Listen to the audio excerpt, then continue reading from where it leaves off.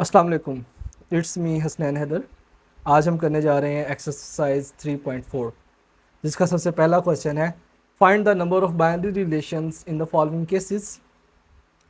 सबसे पहला part a is equal to 1 3, b is equal to 0 2 and 4। उसने हमें ये एलिमेंट्स दे दिए हैं और उसका सवाल है कि अगर इन दो सेट्स का हम बाइनरी रिलेशन करवाएं तो बताओ हमारे पास कितने नंबर ऑफ बाइनरी रिलेशंस आते हैं।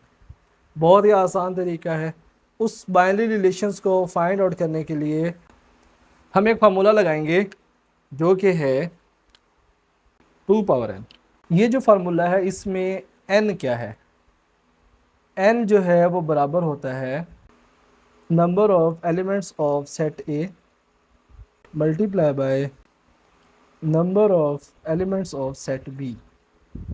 इस सवाल के ऊपर कि ये आंसर कैसे आएगा, हम यही फार्मूला यूज़ करेंगे। How to find out binary relation 2 power n हमारे पास फार्मूला है। चलें जी, हम सबसे पहले क्या फाइंड आउट करेंगे? n फाइंड आउट करने के लिए हम देख रहे हैं number of elements in set ए हमारे पास कितने, 1 2, उनकी तादाद 2 है। बी सेट के अंदर 1 2 3 एलिमेंट्स हैं, तो number of elements in set B is equal to 3। हम ये पढ़ चुके हैं कि n क्या है, इन दोनों का प्रोडक्ट है। तो हम क्या करेंगे, हम 2 को 3 से मल्टीप्लाई कर देंगे, तो हमारे पास जो n आएगा वो आ जाएगा 6।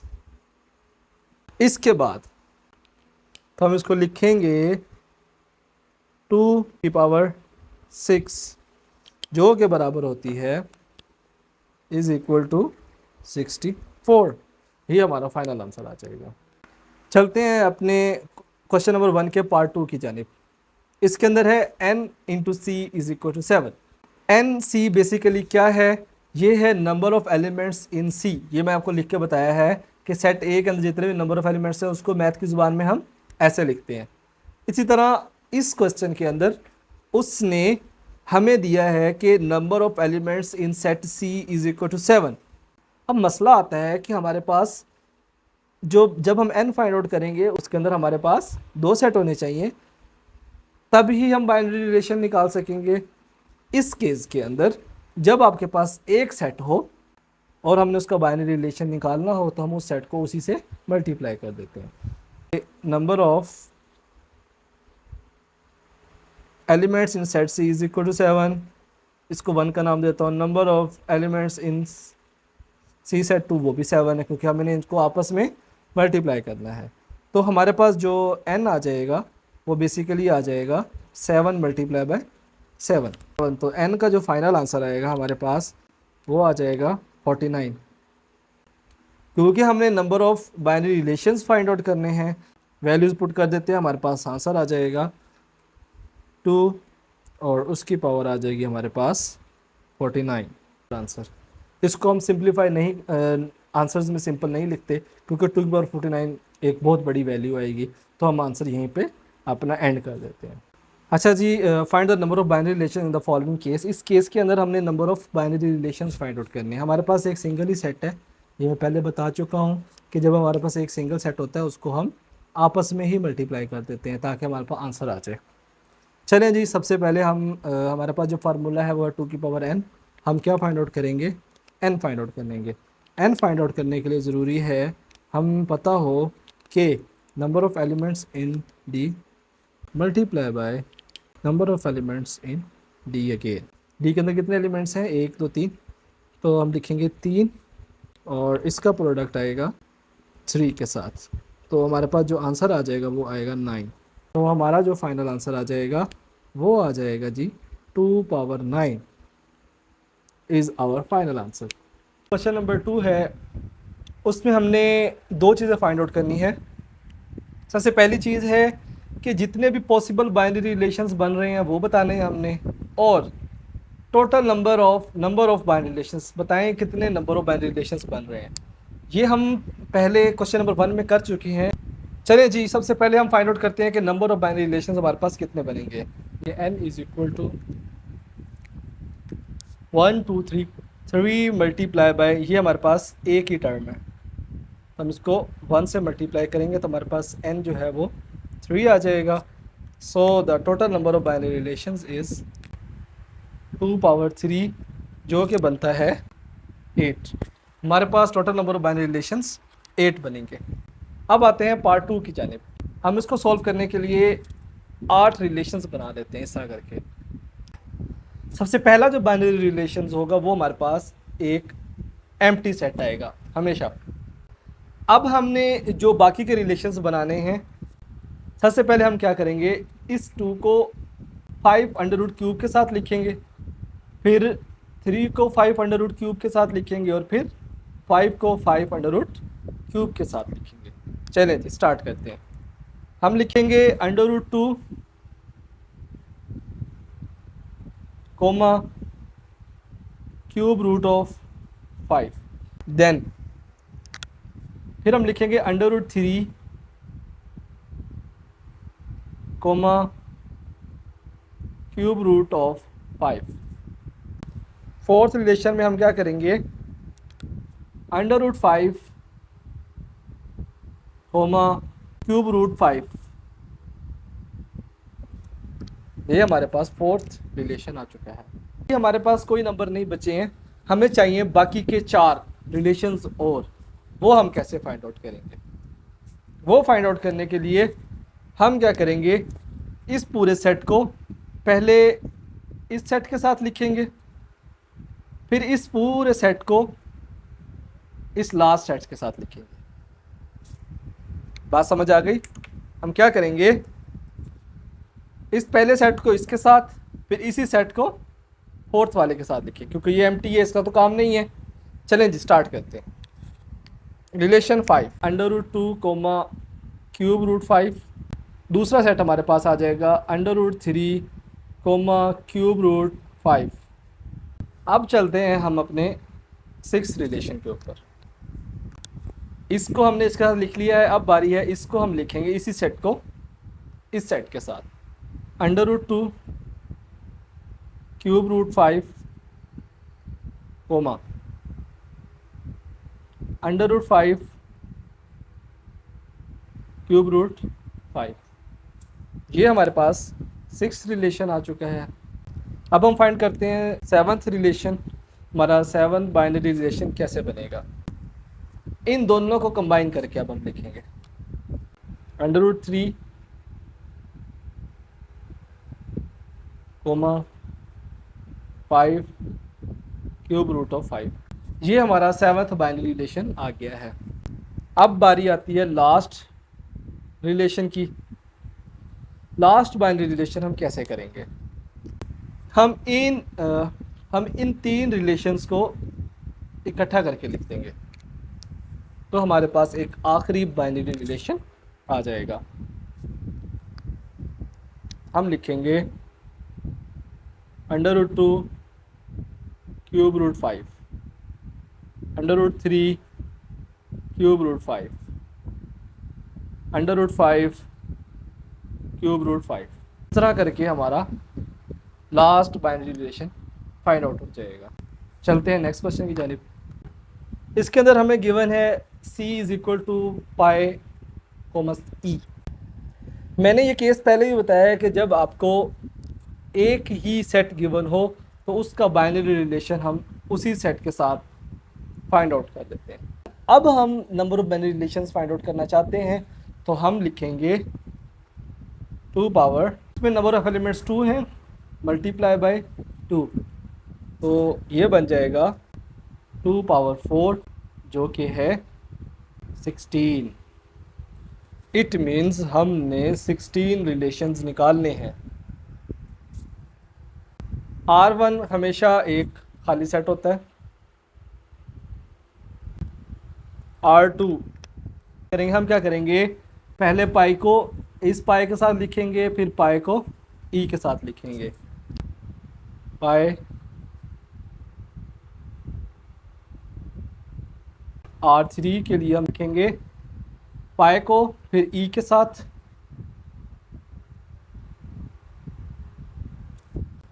R4 के लिए हम लिखेंगे इस ई को इस पाई के साथ लिखेंगे और उसके बाद इस ई को दोबारा इस ई के साथ लिखेंगे। ई कोमा पाई रिलेशन 5 में हम लिखेंगे ई और ई के साथ। अब हम बात करते हैं रिलेशन 6 की। क्योंकि यहाँ पर हमने हर एलिमेंट को हर के साथ मिला के एक बाइनरी रिलेशन बना दिया है। अब हम आ जाते हैं नीचे बाइनरी रिलेशंस में। सबसे पहले हम क्या करेंगे, इस R2 को लेंगे, इस R2 को पहले R3 के साथ, फिर R2 को R4 के साथ, फिर R2 को R5 के साथ लिखेंगे। चलें स्टार्ट करते हैं। R2 को लिखेंगे R3 के साथ, फिर हम लिखेंगे R2 को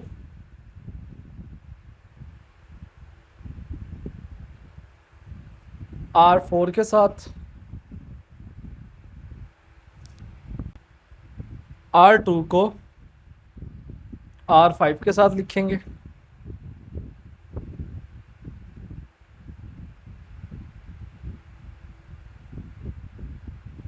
R2 के साथ हमने सबका रिलेशन क्रिएट कर लिया है। अब हम क्या करेंगे, R3 को R4 के साथ, अब हम लेंगे R3 को R4 के साथ, फिर R3 को R5 के साथ। चलें जी लिखते हैं हम R3 को R4 के साथ, फिर R3 को R5 के साथ लिखेंगे।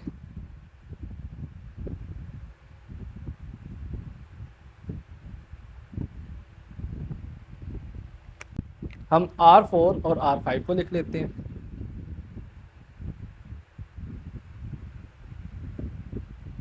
हमारे पास जो रिलेशन आए हैं वो 11 आए हैं, लेकिन हमें कितने चाहिए जी, 16। हमें चाहिए 16 रिलेशंस। हमें 5 रिलेशंस और फाइंड आउट करने।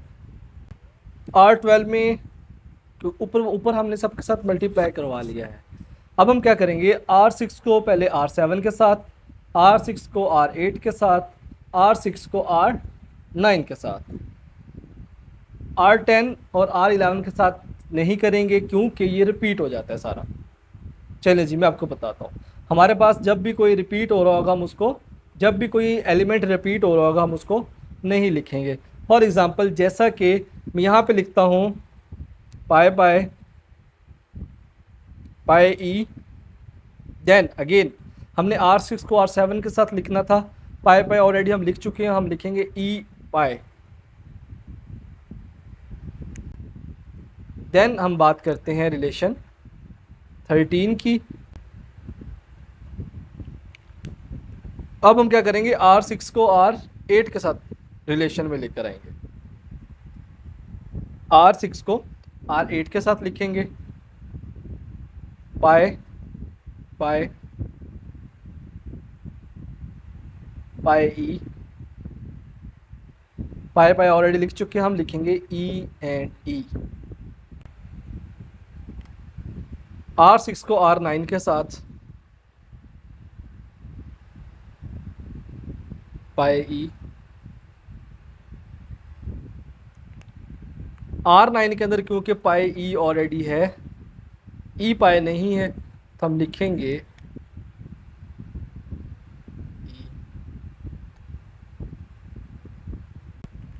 अब सवाल ये क्रिएट होता है R6 को R10 के साथ क्यों नहीं कर रहे। मैं आपको करके दिखाता हूँ एक, देन आपको क्लियर हो जाएगा। हम करते हैं पाई R15 के लिए। मैं कहता हूँ चलें फॉर एग्ज़ाम्पल मैं लिख रहा हूँ R6 में मेरे पास क्या है जी, पाई पाई पाई ई, और R10 में बस ई और ई आ जाएगा।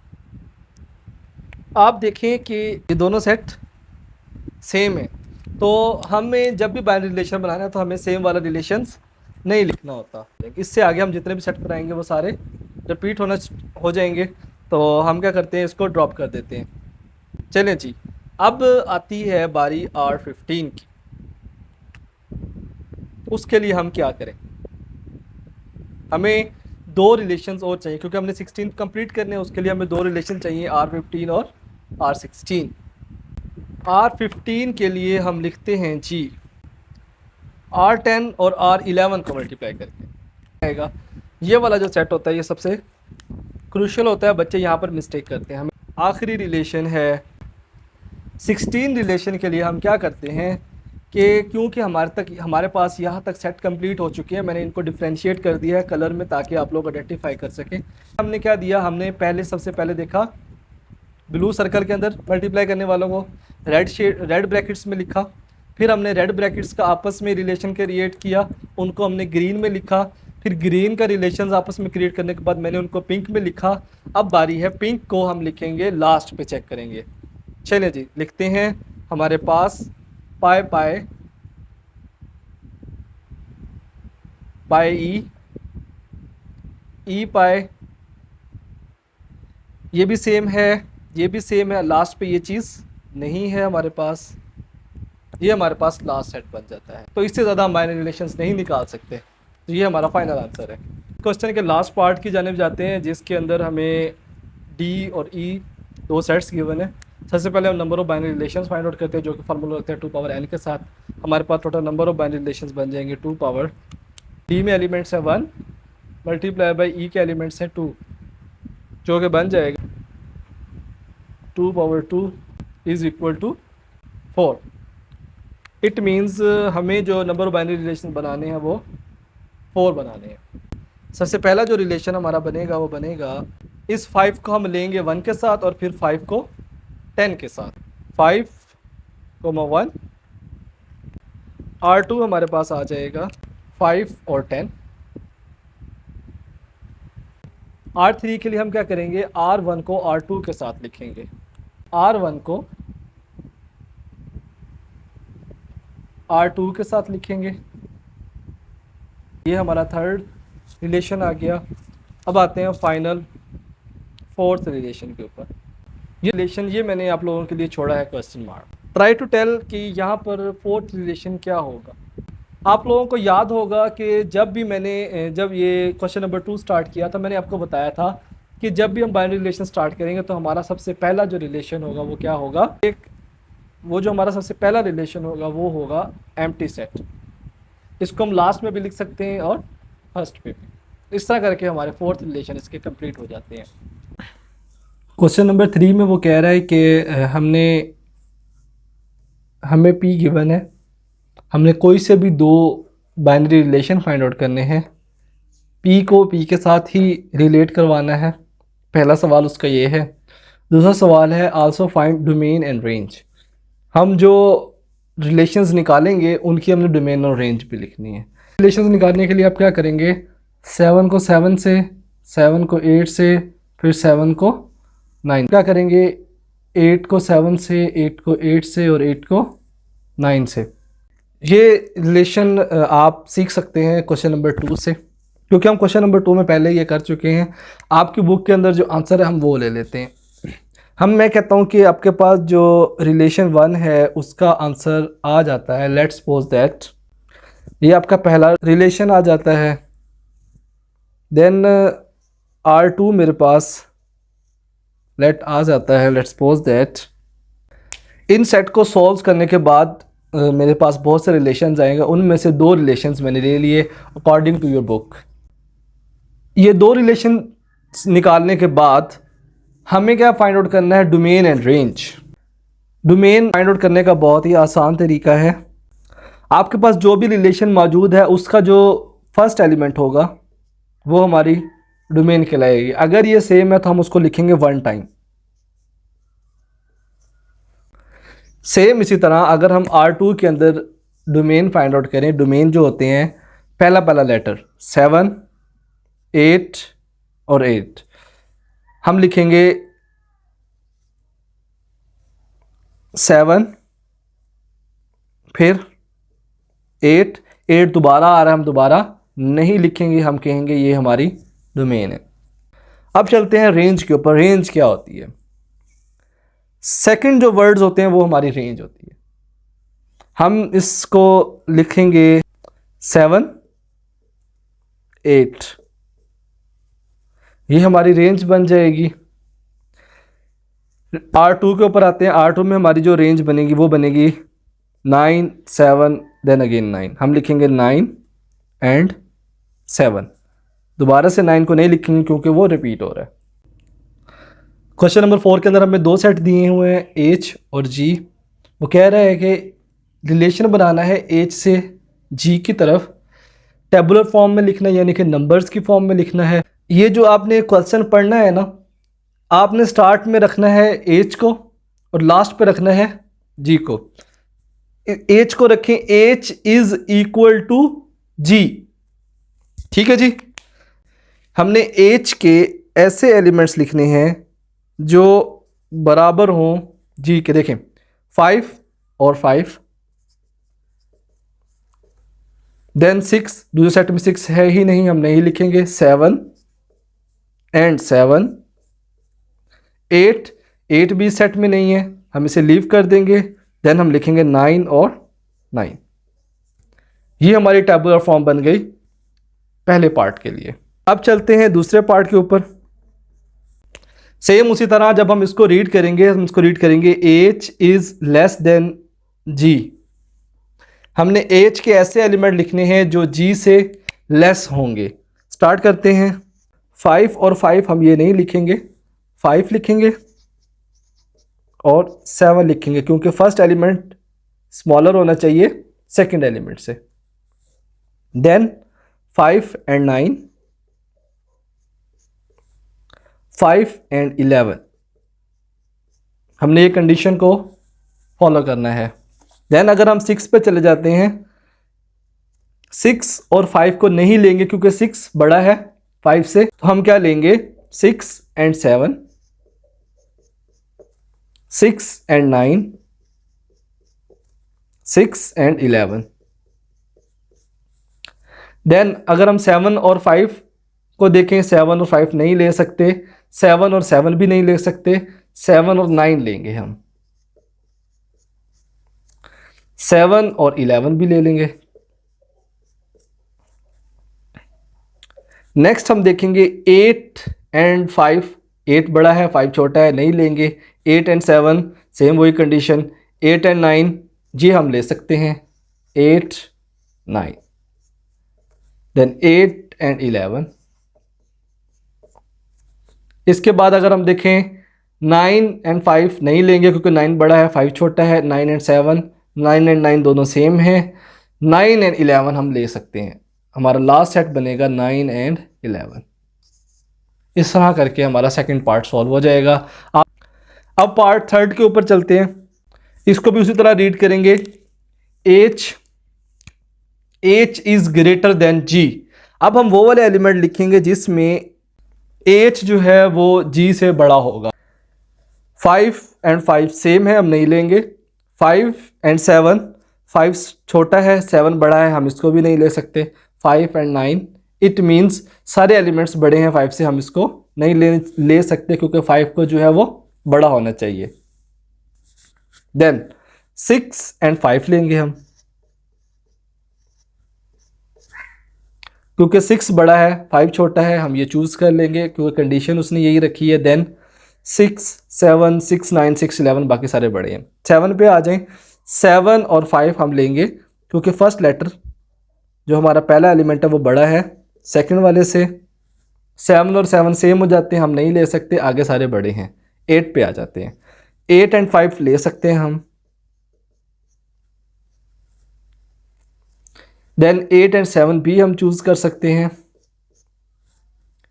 8 एंड 9 नहीं ले सकते क्योंकि 9 बड़ा है 8 से। 8 और 11 नहीं ले सकते हम, सेम वही कंडीशन है। अब चलते हैं 9 के ऊपर। 9 एंड 5, 9 एंड 7, 9 और 9 और 9 और 11 नहीं लेंगे क्योंकि वो कंडीशन को फॉलो नहीं कर रहे। ये हमारी थर्ड कंडीशन कंप्लीट हो जाती है। अब आते हैं फोर्थ। सेम उसी तरह रीड करते हैं। H is less than G। H को G से लेस होना चाहिए। कितना लेस होना चाहिए? 1 लेस होना चाहिए। जैसा कि हम देख सकते हैं 6 और 7, 6 सिर्फ एक नंबर छोटा है 7 से और हम तलाश करते हैं तो 8 और 9 मिल जाता है हमें। 8 और 9, 9, 11 बहुत लेंथी हो जाता है। इसके अलावा हमें कोई भी एक ऐसा एलिमेंट नहीं मिलता जो इसके अंदर हो, तो हम यहीं पे इसको कंप्लीट कर देते हैं। चलते हैं नंबर 5 के ऊपर। H is 1 greater than G। हमें H ऐसा लिखना है कि वो G से एक नंबर बड़ा हो। देखें 6, 5,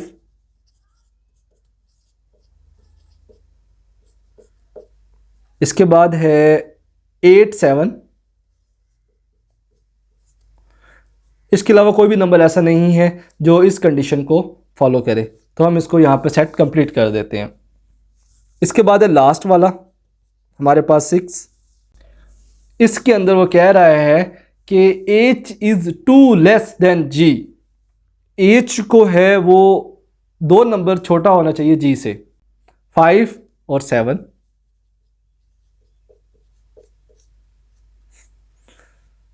देन 7 और 9, 9 और 11, इनके दरमियान 2, 2 का डिफरेंस है। इसके अलावा कोई भी नंबर नहीं है जो इस कंडीशन को फॉलो करे, तो हम यहीं पर अपना सेट कंप्लीट करके हमारा क्वेश्चन नंबर 4 कंप्लीट हो जाता है। क्वेश्चन नंबर 5 है हमारे पास, let C is equal to 2, 4, 6, D is equal to this. यहाँ पर जो समझने वाली बात है वो ये है R। उसने कहा है कि मेरे पास जो R है वो इस टाइप का है। इसको हम मैथ की लैंग्वेज में ऐसे लिखते हैं। मैं अगर इसको डिस्क्राइब करूँ, मेरा जो R है वो पेयर की फॉर्म में है। पहला नंबर X का है, दूसरा नंबर Y का है। X belongs to C। X जो है वो C में से है, Y जो है वो D में से है। Y belongs to D। और इसको हम एंड कहते हैं, मैथ की लैंग्वेज में से हम एंड कहते हैं। X is factor of Y। ये जो पेयर है ऐसा पेयर है जिसमें जो X नंबर पहले वाला नंबर है दूसरे वाले का फैक्टर होगा। अब हम समझ लेते हैं कि व्हाट इज़ फैक्टर। फैक्टर क्या होते हैं? फैक्टर बेसिकली ये होता है table of any number. Tables तो आप लोगों ने याद किए हैं ना। फॉर एग्जांपल अगर मैं फैक्टर्स ऑफ 2 की बात करूं, फैक्टर्स ऑफ 2 में मेरे पास आ जाएगा 2 खुद, 2 2s are 4, 6, 8, 10, 12 और ये इस तरह चलता जाएगा। क्लियर बात। अगर मैं फैक्टर्स ऑफ 5 की बात करूं, factors of 5, 5 1s are 5, 5 2s are 10, 15, 20, 25 up to so on चलता जाएगा। अकॉर्डिंग टू दिस फैक्टर हम यहाँ पे सॉल्व करते हैं।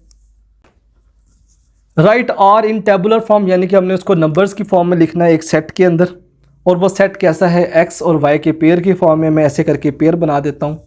2 और 4, 2 4 का फैक्टर है।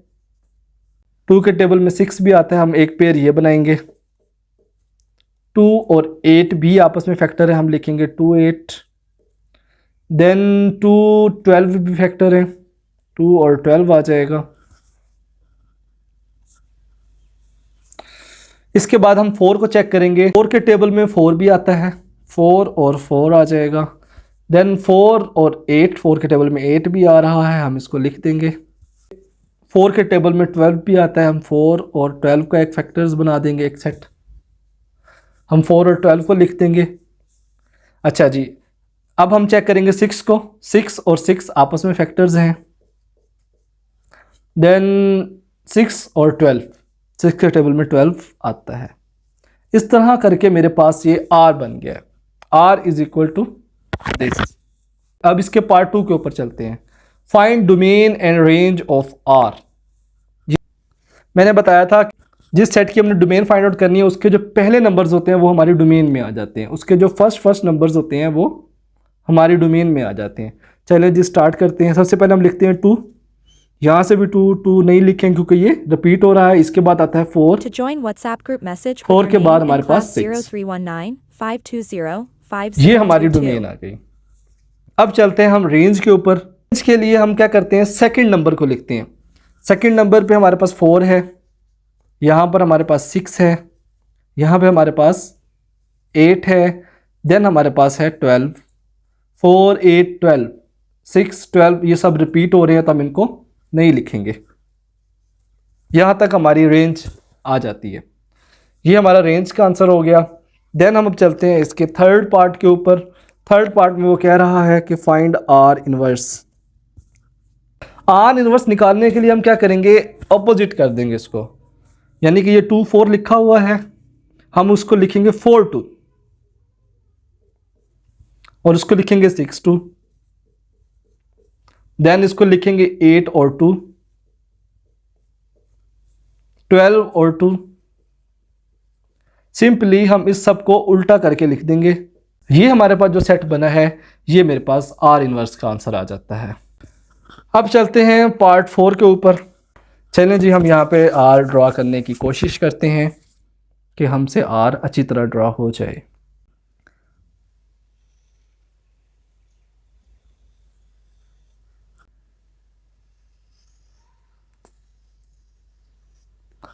ये मेरे पास सेट सी के एलिमेंट्स हैं, ये मेरे पास सेट डी के एलिमेंट्स हैं।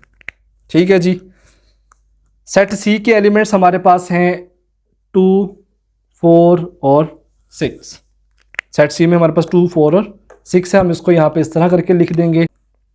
सेट डी के अंदर हमारे पास हैं 4 6 8 9 और 12।